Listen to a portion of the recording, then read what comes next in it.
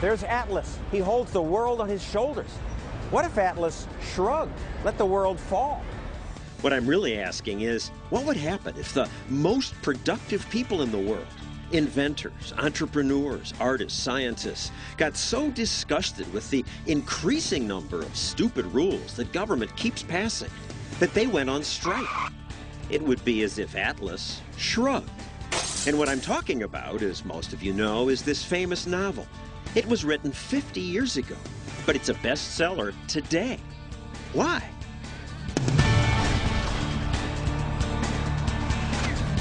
And now, the man who shatters conventional wisdom, John Stossel.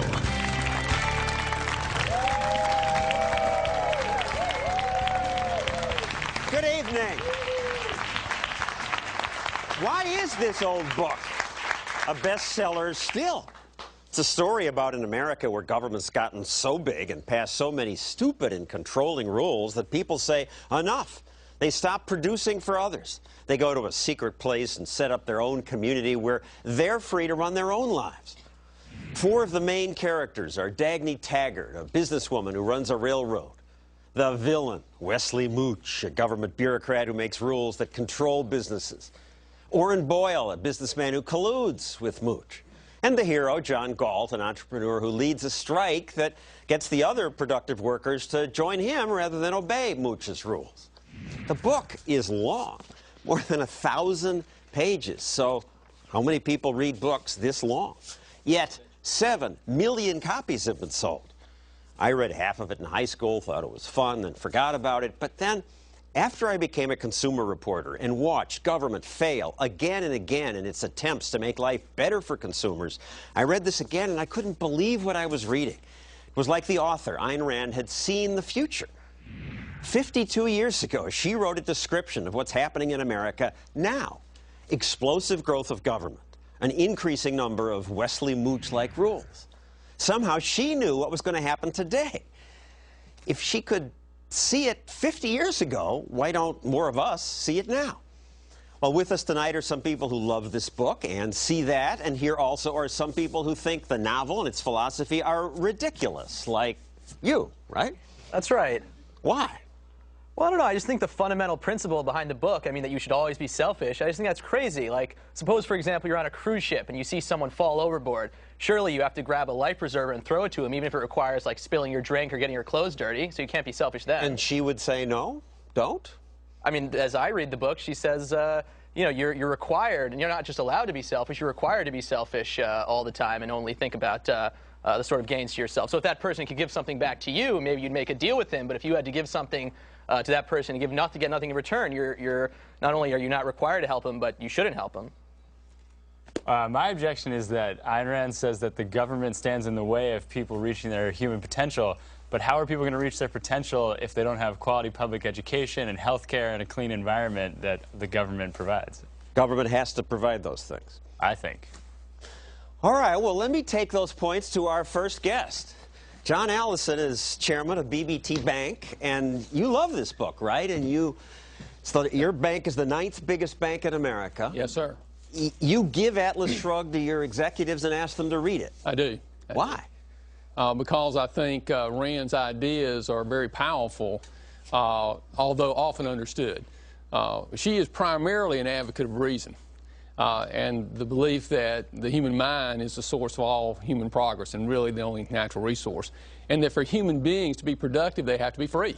And that's why a free society is so necessary. It's interesting in academia, they talk about academic freedom, but they believe that business people can produce with all kinds of rules and regulations that prevent them from thinking, prevent them from making independent judgments. Well, what about his point about she's selling selfishness? If somebody fell off the yacht, too bad. That's a very misunderstanding her concept of selfishness. She's really an Aristotelian in the concept of selfishness as one's pursuit of one's rational, long-term self-interest properly understood. And what that looks like is you should not take advantage of other people, because taking advantage of other people doesn't work. People don't trust you. You see that in business. Also, you end up being paranoid because you're trying to manipulate other people. But you also shouldn't self-sacrifice. That what we really are in life is traders. We trade value for value. We get better together. In our business, we help our clients be successful economically. They let us make a profit doing it, doing it. And life is about creating win-win relationships. That there are only two stable relationship conditions, win-win and lose-lose. And if we try to get greedy and take advantage of other people, we end up with a lose-lose relationship. But interesting enough, when we get self-sacrificial, we end up with a lose-lose relationship.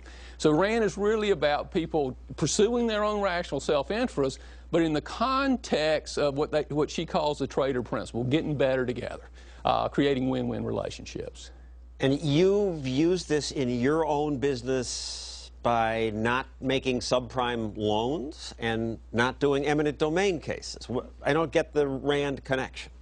Yes, we made two decisions that I think specifically relate to RAND's philosophy. One, when the Supreme Court dramatically broadened the use of eminent domain, where government power could be used to take the property of one individual and give it to another individual, the so-called Kelo decision, we announced we wouldn't make any loans for that purpose. And the reason for that is property rights are essential for a successful economic society.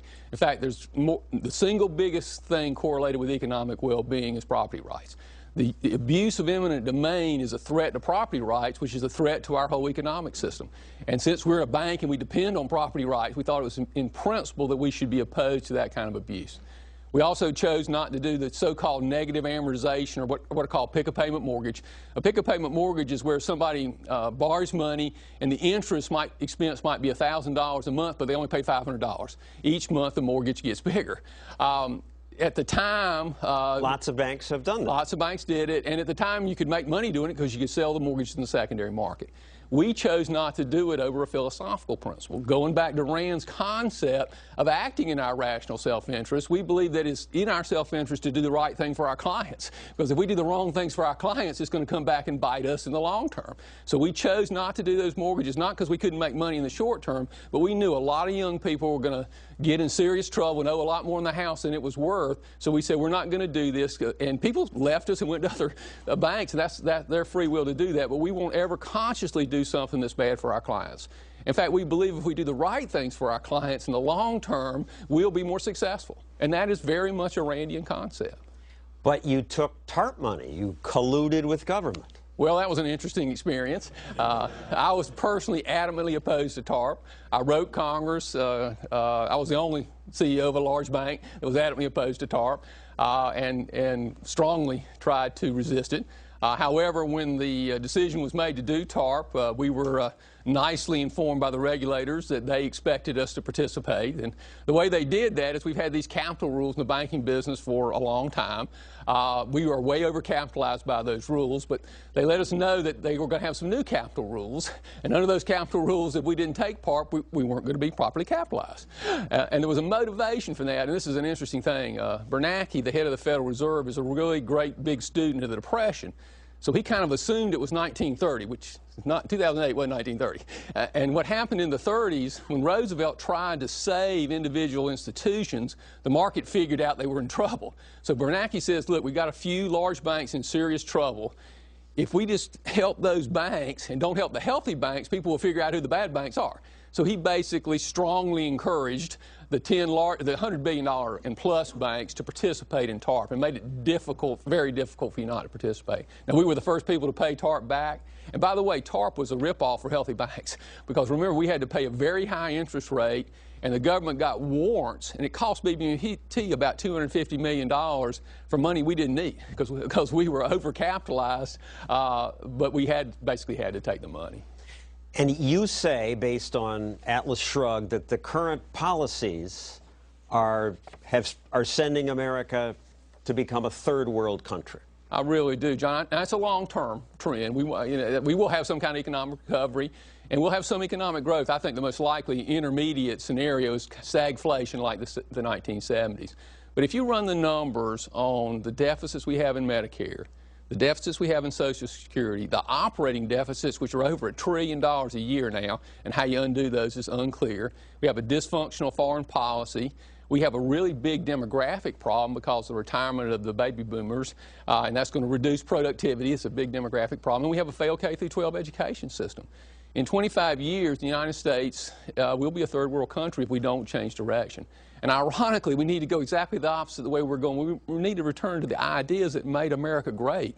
Life, liberty, and the pursuit of happiness. Each individual's right to their own life and the right to the product of their own labor. But this young man said government's job to come in and give people that good education. Well, I think if you look at the success of our education system, you got to start worrying about that. You know, I'm a huge advocate of education because I think the real source of all human progress is the human mind. But educational systems need competition and discipline. You know, we in business, we talk about being innovative. We don't really like to be innovative. We're forced to be innovative by markets. When you have a government-run monolith, it is not going to be innovative. It's not going to be creative. And people are wrong to view privatization of education like private schools today. What we really need are 10,000 experiments, of which 9,990 would fail, which is what happens in business all the time. Business failures happen all the time. We don't have that in government, so we'll come back to that and come back to the hostile questions from the audience, as you might have for him. He made $7 million last year. Is that fair? Plus 2 more Atlas experts. I want to ask them today, who is Wesley Mooch?